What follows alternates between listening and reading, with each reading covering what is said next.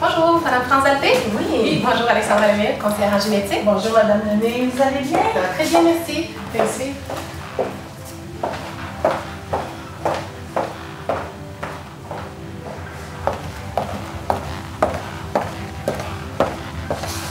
Merci.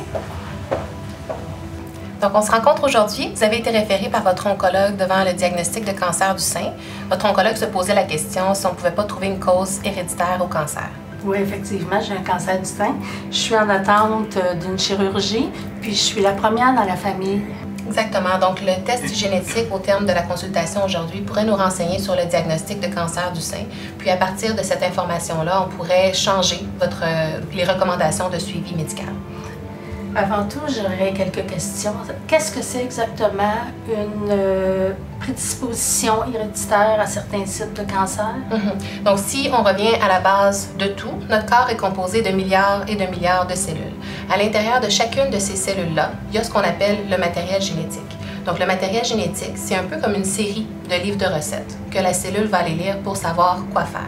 Donc, les livres de recettes en génétique, on les appelle des gènes. Donc, comme un livre de recettes va servir à faire un gâteau, un gène, finalement, va nous servir à faire une protéine.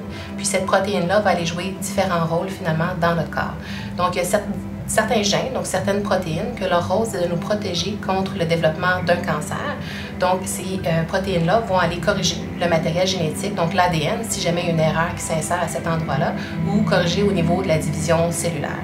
Donc, quand il y a un certain type de cancer qui se développe, on peut se poser la question, est-ce que les gènes qui sont censés nous protéger contre le cancer, est-ce qu'ils fonctionnent bien? Ou est-ce qu'ils sont porteurs de ce qu'on appelle une mutation? Donc, une mutation, c'est un peu comme une faute d'orthographe. Donc, soit qu'on a une page en trop, par exemple, dans notre livre de recettes, ou une page en moins, par exemple, ou ça pourrait être une lettre, finalement, qui n'est pas la bonne, qui est placée dans le livre de recettes. Quand on trouve une mutation, ça indique finalement qu'on a trouvé une prédisposition héréditaire au cancer. Donc, à partir de là, on peut modifier finalement les recommandations médicales. Quand on identifie une mutation, il faut savoir qu'il y a un risque de la transmettre. Comme tout notre matériel génétique, on l'a en 2 copies. Donc, on a une copie de notre père, une copie de notre mère. À chaque génération, si on est porteur d'une mutation, on peut transmettre. Donc, indépendamment du sexe, c'est un 50-50. Donc, soit qu'on transmet la mutation ou soit qu'on ne la transmet pas. Donc, si j'ai bien compris, si j'ai la mutation, je peux transmettre cette mutation à mes enfants une chance sur 2, que ce soit un garçon ou que ce soit une fille. Exactement. Ce qu'il faut comprendre, c'est que ce n'est pas le cancer qui est transmis de génération en génération, mais bien un risque augmenté de le développer. Puis, dépendamment si on est un homme ou une femme qui est porteur de cette mutation-là, le risque va être différent en fonction du sexe.